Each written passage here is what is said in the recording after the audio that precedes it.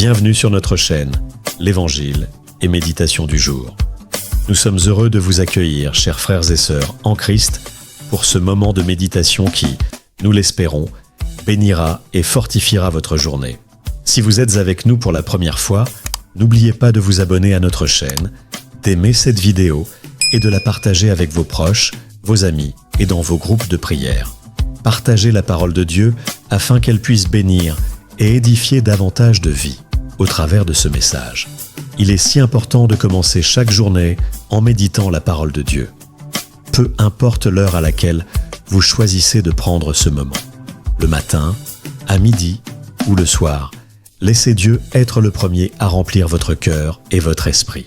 La méditation quotidienne est une manière de garder notre foi vivante, de recevoir sa direction et de voir sa main dans nos vies. Nous devons nourrir notre âme de sa parole pour que chaque journée soit guidée par sa sagesse et sa paix. Aujourd'hui, le thème de notre méditation est la foi et la générosité, donner avec confiance et humilité. C'est un sujet essentiel, car donner avec foi et humilité est une véritable marque de notre relation avec Dieu et de notre amour pour les autres. Il est important de comprendre que Dieu nous appelle non seulement à donner de nos biens, mais aussi à offrir notre cœur, notre temps et notre service à ceux qui en ont besoin. Nous commencerons par la première lecture qui se trouve dans le livre de 1er Roi, chapitre 17, versets 10 à 16. Ensuite, nous lirons la deuxième lecture tirée de l'Épître aux Hébreux, chapitre 9, versets 24 à 28. Nous poursuivrons avec l'Évangile du jour, dans Marc, chapitre 12, versets 38 à 44. Et enfin, nous terminerons par un message de méditation, où nous réfléchirons ensemble sur ces passages bibliques et comment ils s'appliquent à notre vie quotidienne. Mais avant tout, commençons ce moment dans la prière en nous confiant à Dieu. Seigneur Dieu Tout-Puissant, nous venons devant toi avec des cœurs remplis de gratitude et d'humilité. Merci pour ce moment que tu nous donnes de méditer ta parole. Nous te prions, Seigneur, pour que tu nous pardonnes nos péchés et nos iniquités. Nous savons que nous sommes faits de chair et que nous faillons souvent dans nos pensées, nos paroles et nos actions. Mais tu es un Dieu de miséricorde et nous t'implorons de nous purifier et de nous renouveler par ta grâce. Que ce moment de méditation soit un temps de transformation pour chacun de nous. Ouvre nos cœurs, Seigneur, pour recevoir ce que tu veux nous enseigner aujourd'hui. Bénis nos vies, nos familles, nos travaux et nos études. Que chaque parole que nous entendrons aujourd'hui trouve un terrain fertile dans nos cœurs. Nous te prions au nom de Jésus, notre Sauveur et Rédempteur. Amen. Nous allons maintenant lire dans le livre de 1er Roi, chapitre 17, versets 10 à 16. Ce passage nous parle de l'histoire de la veuve de Sarepta, qui, dans un acte de foi, offre à Élie un peu de farine et d'huile, et Dieu pourvoit à ses besoins. Il se leva, alla à Sarepta.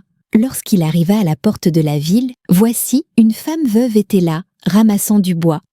Il l'appela et lui dit « Va me chercher un peu d'eau dans un vase, pour que je boive. » Et comme elle allait en chercher, il l'appela encore et lui dit « Apporte-moi, je te prie, un morceau de pain dans ta main. » La femme répondit « Vivant est l'Éternel, ton Dieu, que je n'ai ni pain ni gâteau, mais seulement une poignée de farine dans la cruche et un peu d'huile dans la cruche. Je ramassai 2 morceaux de bois pour aller les cuire pour moi et mon fils, afin que nous mangions et mourions. » Élie lui dit « Ne crains pas. Va, fais comme tu l'as dit, mais fais-en d'abord pour moi une petite galette, et tu me l'apporteras, et ensuite tu feras pour toi et pour ton fils. Car ainsi parle l'Éternel, le Dieu d'Israël.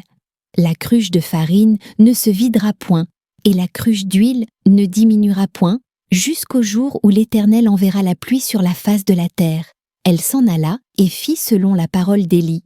Ils mangèrent, elle, lui et sa famille, pendant plusieurs jours. La cruche de farine ne se vide point, et la cruche d'huile ne diminue point selon la parole que l'Éternel avait dite par Élie. Nous allons maintenant lire dans l'Épître aux Hébreux, chapitre 9, versets 24 à 28. Ce passage nous parle de l'œuvre parfaite de Jésus, qui par son sacrifice nous apporte la rédemption et la purification. En effet, Christ n'est pas entré dans un sanctuaire fait de main d'homme, une image du véritable, mais dans le ciel même, afin de comparaître maintenant pour nous devant la face de Dieu. Il n'est pas non plus entré pour s'offrir plusieurs fois comme le souverain sacrificateur qui entre chaque année dans le sanctuaire avec du sang étranger. Sinon, il aurait fallu qu'il souffrît plusieurs fois depuis la fondation du monde. Mais maintenant, à la fin des siècles, il est apparu une fois pour toutes, pour abolir le péché par son sacrifice. Et comme il a été donné à l'homme de mourir une seule fois, et après cela vient le jugement, de même Christ, après avoir été offert une seule fois pour porter les péchés de plusieurs, apparaîtra une seconde fois sans péché à ceux qui l'attendent pour leur salut.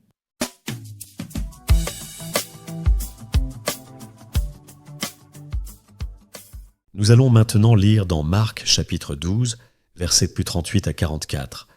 Dans cet évangile, Jésus nous enseigne sur l'importance de donner avec foi, en se dévouant entièrement à Dieu.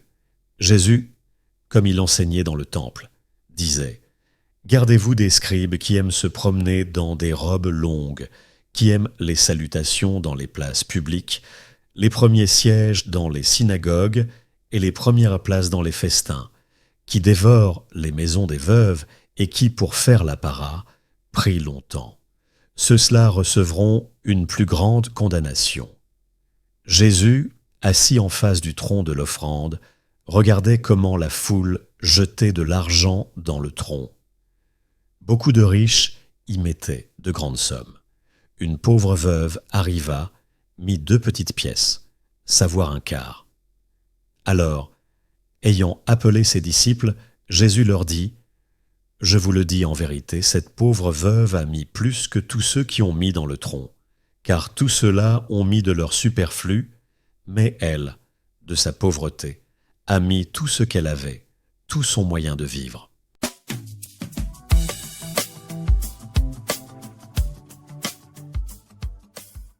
Les 3 passages bibliques du jour nous conduisent dans une réflexion profonde sur la foi, la générosité et la manière dont Dieu agit dans nos vies.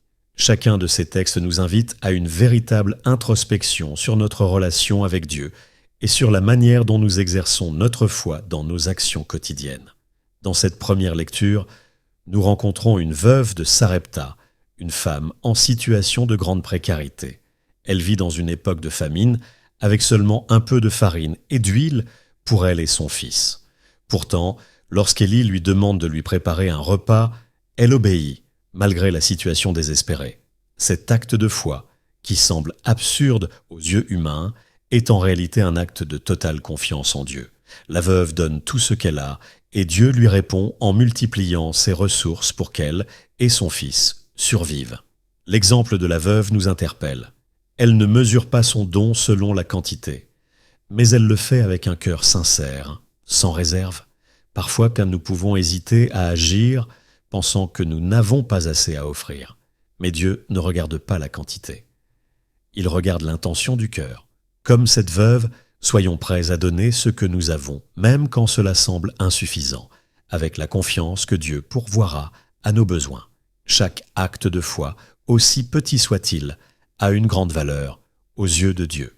Jésus, en observant les offrandes faites dans le temple, met en lumière un contraste entre les riches qui donnent de leur superflu et la pauvre veuve qui, de sa pauvreté, donne tout ce qu'elle a. Jésus souligne que, même si son don semble insignifiant aux yeux de l'homme, il est d'une valeur infinie aux yeux de Dieu. Ce passage nous rappelle que la générosité de Dieu ne se mesure pas à l'échelle humaine. Dieu ne juge pas en fonction de ce que nous donnons, mais de la manière dont nous donnons. La veuve n'a pas donné de l'abondance, elle a donné tout ce qu'elle avait. Sa foi était totale et son acte de générosité était pur. Il est essentiel de se rappeler que Dieu ne cherche pas de grandes richesses ou des gestes spectaculaires, mais une attitude de cœur sincère et humble. Nous aussi, comme la veuve, pouvons donner ce que nous avons avec un cœur plein de foi et de confiance en Dieu, et il nous bénira. Dans ce passage, l'Épître aux Hébreux nous rappelle que Jésus, en offrant son sacrifice une fois pour toutes, a apporté la rédemption et la purification à l'humanité. Contrairement aux sacrifices répétitifs des anciens prêtres, Jésus a accompli une œuvre parfaite par son propre sacrifice. Cela ouvre la voie à notre salut, un salut que nous ne pouvons obtenir que par la foi en lui. Le sacrifice de Jésus sur la croix est l'ultime acte de générosité. Il n'a pas donné de manière superficielle, mais a donné sa vie entière pour notre salut. Cela nous invite à réfléchir sur la manière dont nous vivons notre propre foi. Donnons-nous pleinement à Dieu, non seulement par nos actions, mais aussi par notre cœur et nos intentions. Le sacrifice de Jésus est un modèle de générosité parfaite. Par sa grâce, nous avons tout ce dont nous avons besoin et il nous appelle à donner ce que nous avons, non pour être vus des hommes, mais pour glorifier Dieu. Ces passages nous enseignent que la foi véritable se manifeste dans nos actions et dans notre générosité. La générosité ne réside pas dans la quantité, mais dans la qualité de notre cœur. Comme Jésus nous l'a montré, le sacrifice ultime n'est pas dans la richesse ou l'abondance, mais dans le don de soi, avec foi et humilité. Dieu nous appelle à vivre selon cet exemple. Donner ce que nous avons, dans la confiance que lui seul est celui qui pourvoit. Lorsque nous donnons, que ce soit de notre temps, de notre argent ou de nos talents, faisons-le avec un cœur sincère, sachant que Dieu récompense ceux qui agissent dans la foi et la générosité. Que cette méditation nous inspire à avoir un cœur généreux, prêt à partager ce que nous avons, à suivre l'exemple de la veuve de Sarepta et de la veuve dans l'Évangile, et à répondre à l'appel de Jésus à vivre une vie de sacrifice et de dévouement total à Dieu. Amen. Seigneur, nous te remercions pour ta parole aujourd'hui. Merci de nous enseigner ce que c'est que de donner avec foi et humilité. Seigneur, nous te demandons de bénir chacun de nous, de fortifier notre foi et de nous aider à donner sans réserve, non seulement de nos biens matériels, mais aussi de notre cœur et de notre temps. Nous voulons être des instruments de ta générosité et de ta miséricorde dans ce monde. Que chaque acte de générosité soit un reflet de ton amour pour nous.